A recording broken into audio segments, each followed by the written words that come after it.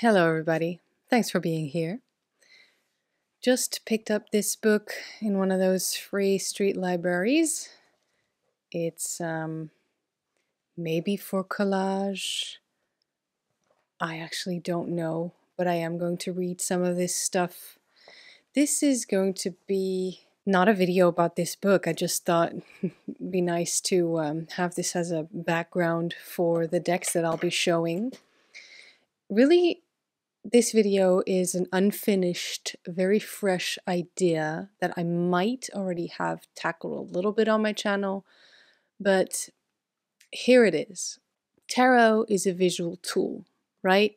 Basically, sometimes in daily life, we get stuck or we get into this difficult situation, etc. Maybe there's a relationship issue, whatever it is.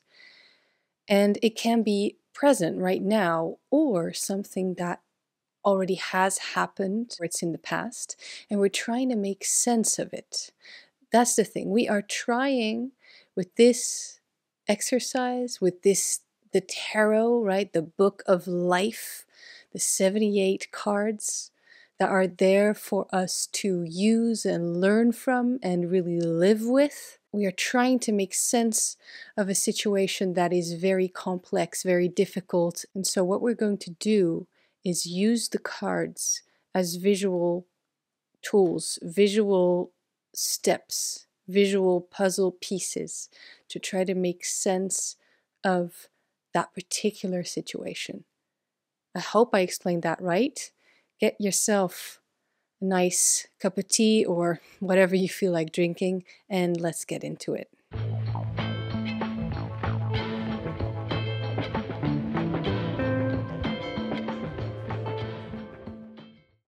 So here, obviously, I have my favorite Rider-Waite-Smith deck, and I will show you more decks. I just want to tell you that maybe obviously, I don't know, but this exercise does work better with scenic pips, right? Because, I mean, the Three of Cups in Marseille, I love that. I would say at this point in time, my two favorite decks are Triomphe della Luna Paradoxical, the Marseille version, and then Crow's Magic Tarot, which is also kind of a pippish deck. Now, I still adore working with the Rider-Waite-Smith. You get way more from this exercise using a Three of Cups that looks like this than using a much more abstract, you could say, Three of Cups, even though it might be, as we say nowadays, pips with feelings. Here you actually do get, doing this, I think you don't really need to pay attention to the amount of cups there are. I think actually it's better to not. Actually, I think it's better to just look at the people in the cards and their facial expressions and the way that they stand, their posture, how they're holding themselves, what you think they are thinking, what you feel when you look at the card. Is there purpose? Is there maybe lost purpose? Is there sort of failure? Is there enthusiasm? Is there a challenge? Is there, is there friction? Is there frustration? Which one of these young fellows are you at this certain point in time? And then after identifying yourself or the other person or the other people, just the overall situation that you're trying to make sense out of right now, that's maybe only then that we start to actually read the cards. We start to actually find the meaning of the cards. So, I mean, obviously this would be a very personal thing to share. So what about we just, I don't know, make a little example using Rider-Waite-Smith. So this could be a situation. Of course, now I cannot shut off the meaning of the cards, right? Because I know them. But here I would say, if my situation would be that at first I felt so proud and I felt happy with my accomplishments. But then somebody came along, and that person I have a close relationship to, they totally, completely tore me down and made me very insecure. I don't know.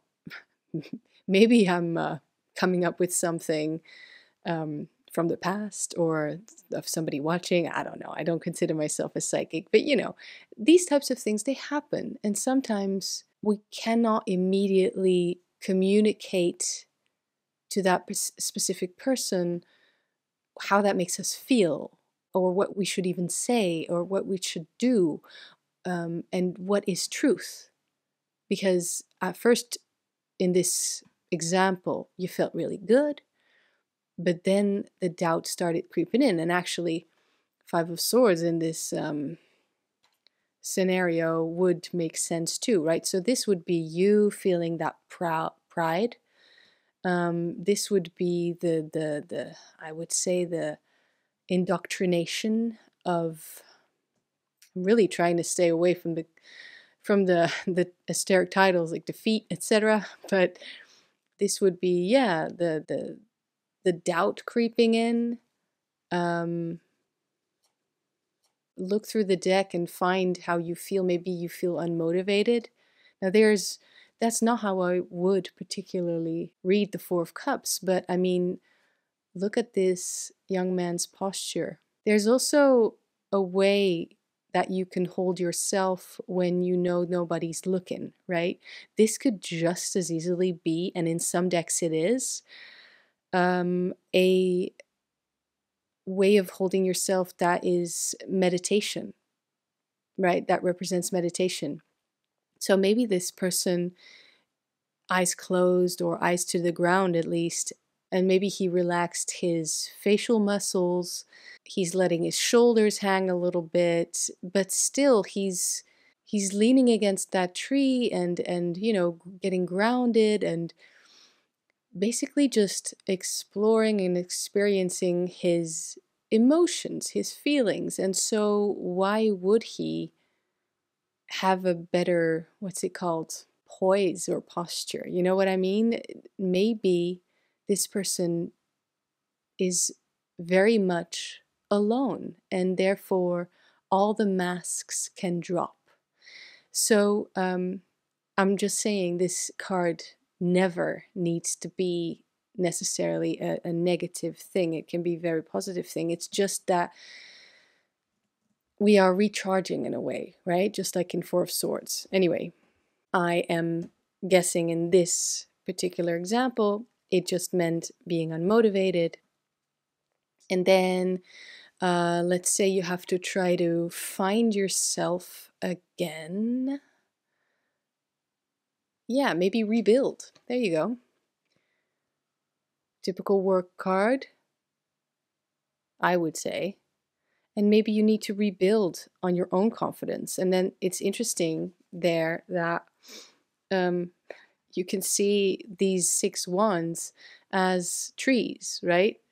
Because it's interesting that we have 2 trees here. Of course, trees, lots of symbolism, lots of strength there. It's the best thing we have on this planet. With the roots and the branches, etc. It's the perfect connection between the earthly realm and the heavens, you might say. And then this guy over here is also kind of hunched over, but in an active way. So this would be realizing what you need. You need that solution. You need to rebuild your own confidence, and you do that step by step. You do that also alone. And you do that maybe even with a clear mind, because have you ever noticed that this card in the Rider-Waite-Smith is the card that has the most negative space? This card has the most nothing. This whole big square, nothing in there. So that could mean, a clear mind, a clear head, just letting go of your worries and just doing, just practicing your craft and bettering yourself by doing, which is, of course, the best way, or maybe even the only way.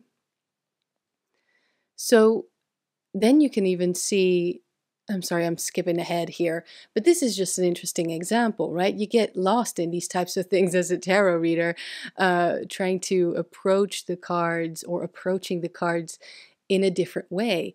Because here, what I noticed with, and I know because I know this deck so well, there's nothing in this part of the card. Here it's very stormy, and so lots of energies were flowing there, and it was kind of dark, and it was threatening also. Yeah, also you kind of feel small, right? You feel smaller than this big person taking your power right there. Wow. See, there's a different thing to see there. This person took your power, and it took away your, even what I said in the beginning, that you didn't know, or I don't know, I don't remember how I phrased it. In this situation, we didn't know what to say to this person. And of course, sword your communication. So that makes sense. Anyway, I was going to say trees and then the wands, because at first it might feel like you have more than enough. You have plenty. You have this overflowing purpose. And you feel like this winner. It's the victory card, right? And then here it's just trying to work with that one that you've got left. Oh no, is that actually numerologically also true? You got 6, then 5 somethings were taken away. Okay, and then, well, here there's 4, so we got 6, 5, 4, and then 8. All right, but actually I was trying to say 6, 5, and then you're only left with 1 tree, 1 bare tree. There's this opportunity, I think. Maybe even this represents you trying to solve this issue at the bottom of a bottle without getting too negative. By that I meant to say, without, I'm not trying to shock people or whatever, but what I meant to say with that is we are so, as human beings, we all do this, are so good at finding distractions instead of just sitting with the shit and trying to, solve it. The thing, how we solve issues most of the time, or maybe even all the time, you do that alone, by being with yourself, by being alone, by holding your own hand, but not being alone while watching a movie, not being alone, I don't know, doing whatever, just doing nothing and being there for yourself. Okay. And then here you start off with a bare tree, and then you're making that ladder, basically. That is a nod to the Marseille for sure, because in the Marseille, you got the 8 coins right there, and then in between the vines, they look like a ladder that you can climb, and this too also looks like a stepping ladder. Okay, well, this was a totally fake reading, but you see how this could be so comforting in these, or whatever type of difficult and challenging situations, because sometimes we get so stuck and life gets us in a knot and we don't know what to do. And so these cards, these images, these archetypes, they help us make sense of it all without, I'm just showing you now, you don't even really need to always shuffle the cards and leave this whole thing up to chance, right? The sacred randomness of the cards, which is lovely, it's beautiful, but also you can go through the deck and find what shows you where you are now. And there's a solution hidden in there. And of course, feel free to, if you do this, pick out 1 card, 2 cards, 25 cards, however many you feel like you need, and then maybe also shuffle at the end to find a solution if it isn't already there. Okay, so this was an example using good old Rider-Waite-Smith. I think that worked well. I'm just showing you now which deck I actually wanted to use. because this ritual tarot, oh my god, I have to say, especially this card, or cards like these, I should say, they speak to me so loudly. They mean so much to me. Eight of Daggers, wow. And, you know, I guess you would need to use your imagination with some cards because this is kind of pippish.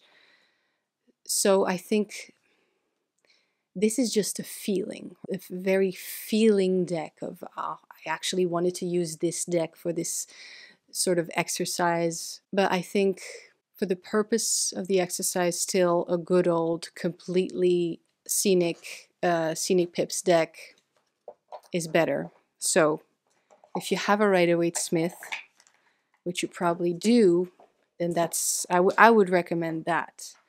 And then, of course, you know, feel free to use a clone, like good old Druidcraft. Nobody's talking about this deck anymore. And I know it's definitely not my favorite, but it's still very strong. You can really put yourself in these cards, and it might be nice. It might be nice to use a deck that's I don't know, that holds this sort of tradition in there and history, and that's showing a little bit more nature, a little bit more green, a little bit more ancient feel kind of thing, a little bit more. I mean, do you get what I'm trying to say? Yeah. So Druidcraft, I say it's definitely a good option. And then, of course, oh guys, the myths. The myths. This is the Mythic Tarot. Myths are there exactly for this. This would be great, and therefore I thought Druidcraft would be great too, because it's tradition, it's history, it's stories. Mythic Tarot, how do I formulate this? It's very obvious. Myths are there and are still alive for us to learn from, because the myths forever keep happening. We are still in the middle of at least one of these Greek myths in our personal lives today in 2023. Do you know what I mean? So it's so valuable to see yourself in these stories, to see your situation represented in these stories, to see your hardships and challenges and quests and adventures, etc. Yeah, just mirrored in these stories. So, not a deck I very much use, as you probably know, but very valuable. Myths, that's why they're still around, you know. And then finally, don't be afraid to use a deck that is just bloody cute. Okay?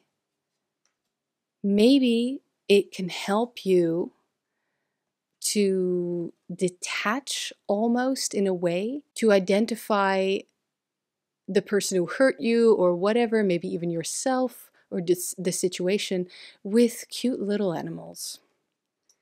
Maybe it's easier to then see the situation how it actually is, you know. And also, extra tip just came to mind. If you don't know where to start with this difficult situation, which I can totally understand, which might actually be my current case, that is a great moment to shuffle the deck and get a first card. Now, trust the tarot, okay? Because you're not going to get a card that's wrong. Trust the tarot. If the situation just sucks beyond control, and you shuffle and you get the Sun card, which is, to me at least, one of the most positive cards in the deck, trust it. Look at the card, see what it means to you right now. You know, maybe you're scorched, maybe you're burning, maybe you want to be the so-called creepy baby on the horse and be free and uninhibited. I never saw it as a creepy baby.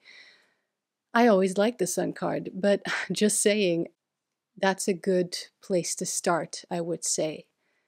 And yeah, that could make it even more clear. And so, yeah, you know, use your cute animal deck, which is probably a Rider-Waite-Smith clone, like this one, Tarot of the Magical Forest. And also, this is my, I don't know what it's called, like hug deck or deck for a rainy day. This is the deck that I know is going to hold me in a difficult time.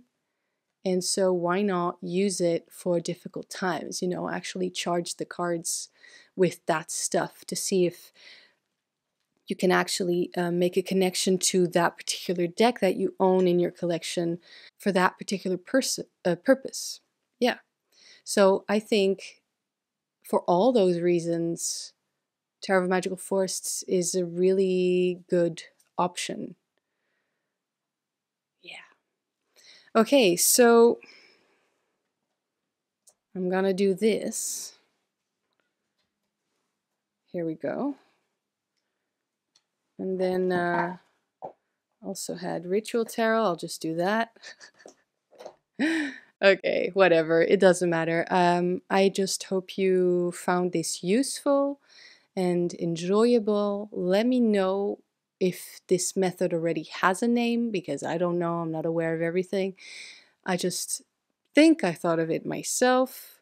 And yeah, you know, use the tarot, use your cards, use the cards you already own, because there's some gems in there. Don't be afraid to use your decks for multiple purposes. Thank you, everybody. That was it, and I appreciate you. See you all next week.